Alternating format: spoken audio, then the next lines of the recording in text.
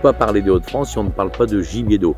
On a d'ailleurs un nombre très important de huttes de chasse et on a un nombre très important également de zones humides préservées par le monde de la chasse. D'ailleurs, c'est notre richesse, c'est notre fierté. On a redonné réellement la puissance environnementale aux régions, aux fédérations régionales des chasseurs. Alors les chasseurs, ils fauchent ou ils tondent autour de leur mare.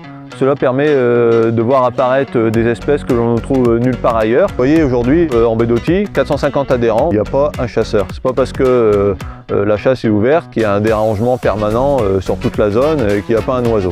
On a une espèce protégée au niveau national qui est la grande douve. C'est une grande renoncule à fleurs jaunes. On sait que s'il n'y avait pas d'activité cynégétique sur le site, déjà les espèces de valeur patte, on les aurait pas. Et puis le site se serait totalement renfermé. Il y a une fermeture des milieux dès que les milieux humides ne sont pas entretenus. Alors le site est super riche au niveau amphibien, notamment par la différence des milieux. On a un cortège très intéressant en période de nidification qui vise les anatidés.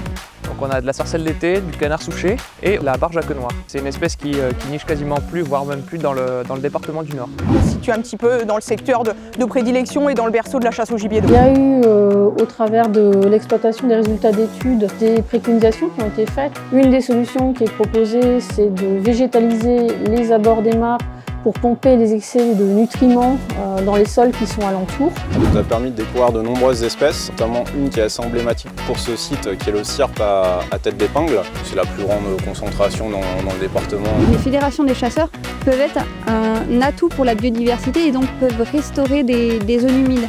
Les chasseurs œuvrent au quotidien pour la biodiversité, à travers leur fédération, mais également bénévolement. Je vous invite à nous rejoindre sur nos réseaux sociaux pour découvrir l'ensemble de nos activités. Je vous dis à très bientôt sur les territoires des Hauts-de-France.